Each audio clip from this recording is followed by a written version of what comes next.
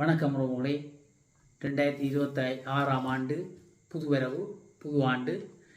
இன்றைக்கு 1ஆம் தேதி 1ஆம் மாதம் சந்திக்கிறேன் உங்களை. நான் சந்திப்பது என்னென்னு சொன்னால், இன்றைக்கு நாங்கள் 1ஆம் தேதிக்கு வந்து விட்டோம். என்னென்னு சொன்னால், கொஞ்சம் பரபரப்பாக இருந்தது. கொஞ்சம் பேருக்கு நெஞ்சடியாக இருந்தது. கொஞ்சம் பேருக்கு வருஷம் 31ஆம் தேதி வரப்போகுது பரபரப்பாகவும் நெஞ்சடியாகவும் இருந்தது. என்னென்னு சொன்னால், இந்த யூடியூப்புகளில் நடந்ததோட பார்த்து, செய்திகளை பார்த்து கொஞ்சம் திடுக்கிட்டு என்ன நடக்க போகிறா, 30ஆம் தேதி போகிறோம் தானே என்றவையும் நான் கூட வீட்டில் வேலை செய்ய சொன்னா சொல்கிறது, பொறுங்க 31ஆம் தேதி பார்த்துட்டு செய்வோம். 31ஆம் தேதி அப்புறம் உயிரோட இருந்தால் பார்ப்போம். 31ஆம் தேதி சித்தர்கள் சொன்னார்களாம், இலங்கை அழியப் போகிறது என்று சொல்லி, முப்பக்கத்தாயம் கடல் வருதாம், அப்படியே பொங்குமாம், மேலே போய் இப்படியே தாளமாம், இலங்கை மூழ்குமாம், லங்காபுரி மூழ்குமாம் என்று சொன்னார்கள். சரி, இது என்னடா கதைச்சலடான்னு போட்டு எங்களுடைய நடிகர் அனுபவம் தானே, அந்த பூத்துக்குள்ள பாம்பு எப்படி போவான்னு கேட்பார். அவர் சொன்னவர், என்னை சித்தராக்கி விடாதீர்கள், நான் சித்தர் இல்லை. சித்தர் சொன்னதை எழுதினதை வாசித்தேன் சொன்னேன். சித்தர் என்னத்தை எழுதினாரோ எனக்கு கண்டா தெரியாது, எழுத்து புள்ளியாத்தான் எழுதினாரோ உது தெரியாது. இந்த வில்லங்கமாக செய்திகளையும் சொல்லக்கூடாது. என்னென்னு சொன்னால், நடக்கிற செய்திகளை தான் சொல்லணும். சில செய்திகளும் ஊடகங்கள் சிலதை நேரம்னா ஒரு ஆள்கிட்ட பேட்டி எடுத்து போட்டு அவர் சொல்லாத சொன்ன மாதிரி எழுதி விட்டுறது, சொன்னதை சொல்லாத மாதிரி எழுதி விட்டா இவ்வளோ பிரச்சனை சொல்லுங்க. அப்போ அவ்வளோ மக்களை பதகளிக்க வைக்கக்கூடாது, மக்களை பதட்டப்பட வைக்கக்கூடாது, மக்களை சரியான பாதையில் வழி நடத்தணும் ஊடகங்கள். இது மக்களை பிட்டட்டி போட்டு அழியவோ லங்காபுரி. ஒரு அன்பர் என்னுடைய நட்பு அவரோட நான் போய் கதைச்சேன். அவர் கொஞ்சம் அறிவு சார்ந்த கதைகளெல்லாம் அவர்கிட்ட போய் கேட்டார், அண்ணன் என்ன 31ஆம் தேதி உலகம் அழிய போகுது, அம்மா அனுபவம் சித்தர் ஏதோ சொன்னோன்னு சொல்லியிருக்காரு யூடியூப்பில் தானே. சும்மா பிசற்கதை சொன்னு இருக்காரு. எங்கோ உதுவலையெல்லாம் நம்பாரே, சும்மா உதுவலை கதைச்சு சனமில்லை. அது நடக்கிற மற்றது யாழ்ப்பாணத்தை பாரு, யாழ்ப்பாணத்துக்கு கடல் வர்றதுக்கான சாத்தியம் இருக்குதோ, மற்றவே வராத கடல். மற்றது லங்காபுரி ராவண பூமி, என்ன ராவண பூமி தானே அழியுமண்டது. சில வேளை ராவண பூமி எங்கிட்ட பக்கம் இல்லையே, அப்போதான் அங்கால ஆண்டவன் ராவணன், அது அங்காலியாக தான் இருக்கும். அப்போ ஒரு பக்கம் அழிய போதும், அதுதானே இப்போ மலைய பக்கம் எல்லாம் அழிஞ்சதானே தம்பி பேந்தென்ன அதைத்தான் நான் இல்லையாமே, அதை சொல்ல இல்லையாமே அவர் சொல்ற, அவர் அதுக்கு பிறகும் சொல்லியிருக்கிறார், இல்லை அதெல்லாம் இல்லை. லங்காபுரி அழியும், ராவண பூமி அழியும், இலங்கை முழுக்க கடல்ல மூழ்கும்ன்றதான் கதை பேச்சு. இது சும்மா கதை இல்லை, கனவே பதட்டத்தில் இருந்தது உண்மை. எப்போ நடக்குதோ, என்ன நடக்குதோ, கடல் வருதோ, சுனாமி வருதோ, காற்று வரப்போதோ, மழை பெய்ய போதாமென்றால் எங்கள்ட மக்களுக்கு பயம் என்னென்னா, உதுதான் உலக அழிவோ, உதுதான் எங்கள்ட இலங்கை அழிய போதோ உண்டு. உண்மையில மக்கள், நாங்கள் செய்திகளாக தான் மலையத்தை பக்கத்தை பற்றி பார்த்து கொண்டு இருக்கிறோம். மலைய பக்கம் எப்படியான அழிவு சொல்லுங்க. அப்போ எவ்வளவு துன்பங்கள் நடந்திருக்கு, அங்கே கிராமங்களே இல்லாம போயிருக்கு, என்ன எத்தனை வீதிகள் மறைஞ்சு போச்சுன்னு. அது ஒரு அழிவு தானே. ஆண்டவன் ஏதோ உயிர்களை கொஞ்சம் குறைவாக கொண்டு போயிருக்கிறான், அதை மட்டும் ஏதோ கடவுள் காத்தது. எவ்வளவு அழிவு சொல்லுங்க. நாங்கள் சிம்பிளாக நினைச்சு கொண்டுக்கிறோம், நிவாரண பொருள் போகுதாம், நிவாரண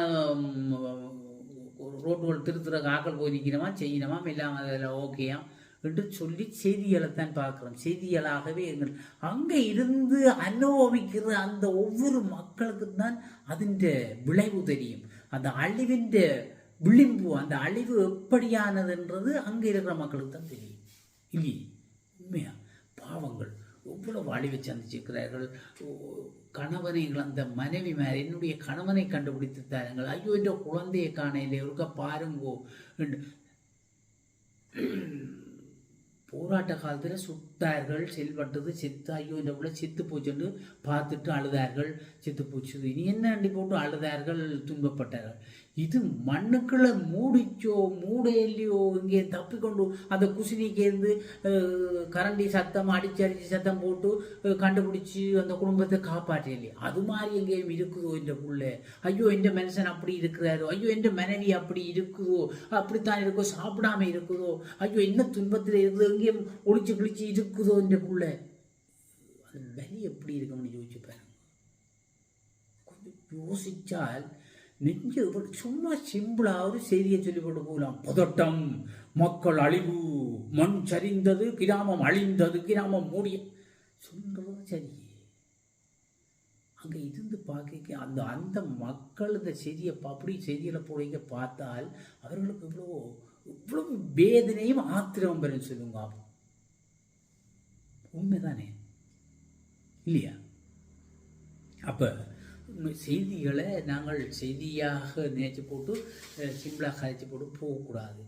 நாங்கள் கொஞ்சம் கொஞ்சம் எங்களுக்கு மனசில் கொஞ்சம் ஒரு கருணை ஊறணும். மற்றவர்களுக்கு கஷ்டப்படுறார்களே அப்படி என்று நாங்களும் கொஞ்சம் எங்களுடைய ஆடம்பரங்கள் எங்களுடைய இதுகளை கொஞ்சம் தவிர்த்து கொள்வோம்.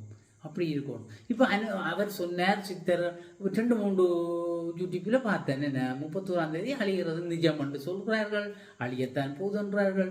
கருங்கடலோ அரபிக்கடல் வரும், இந்து சமுத்திரம் வரும், வங்கக்கடல் வரும், 3 எழும்பி இப்படியே இலங்கையை கொண்டே அப்படியே மூழ்கடிச்சு லங்காபுரி கடலாகும்.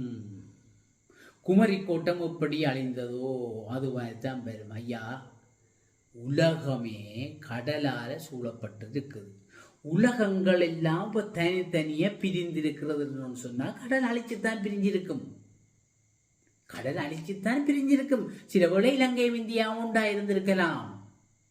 இது அதுக்கிடையில பிரிச்சிருக்கலாம். ஒவ்வொரு சில நாடுகள் வரலாறுகளை பார்த்தா சில நாடுகளை கடல் தான் பிரிச்சு வச்சிருக்கு, அழிச்சு. சரி, இலங்கை ஒரு நேரம் மூழ்கலாம். ஏன்னா சின்ன தீவு தானே. உலக படத்துல பார்த்தோம்னா நாங்கள் மாங்காய் சொல்றோம். நாங்கள் ஒரு மாங்காய் அளவில் கிடக்கிறதா எங்கள்ட நாடு, எங்கள்ட இலங்கை. அதைத்தான் நாங்கள் பார்த்து கொண்டோம் சொல்றோம். என்ன ஆச்சு? எப்படி ஆச்சு? முடிஞ்சது கதை. 31ஆம் தேதி முடிஞ்சு. இனி பேந்து புரளியதும் வந்தால் பிரச்சனை. பேருந்து தமிழுக்கு 31ஆம் தேதி தானே கிடக்குது. இந்த மார்கழி முடியலையே தமிழுக்குன்றதான் சொல்லப்படாது.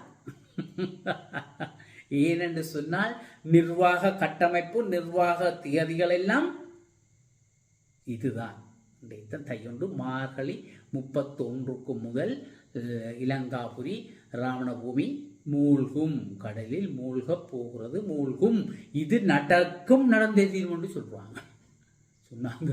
ஐயோ, நாங்கள் இவ்வளவு கதை கலங்கினோம். எத்தனை பேர் கதைச்சார்கள்.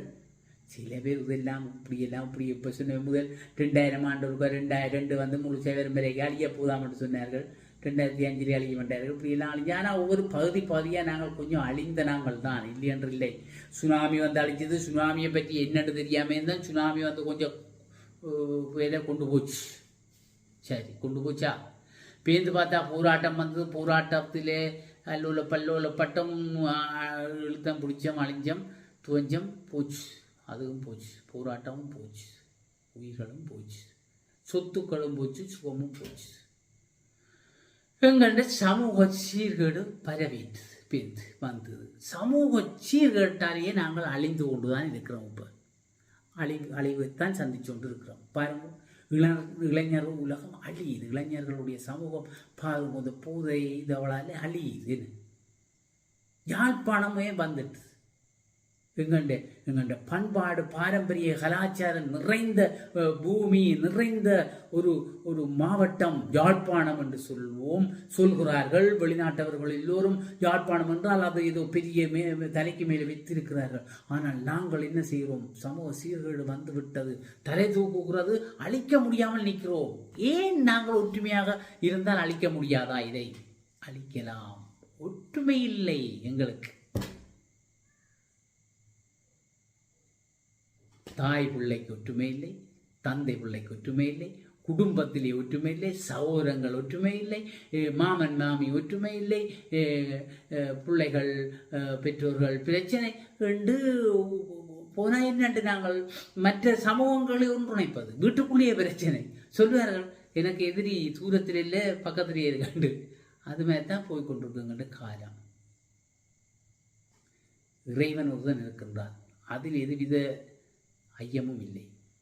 இறைவன் என்ன நினைக்கின்றானோ அதுதான் நடக்கும். வேறு யாரும் சொல்லியும் நடக்கவில்லை, யார் சொல்லி சாத்திரம் சொல்லி நடக்காது. இறைவன் எமை படைத்தான். இறைவனுக்கு தெரியும் எத்தனை காலம் இவரை வைத்திருக்க வேண்டும், இவருக்கு என்ன செய்யணும், என்ன கொடுக்கணும் என்று.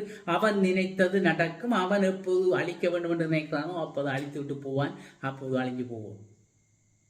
இப்போது பிறந்தவர்கள் பிறந்தோம், இறப்பது நிச்சயம்.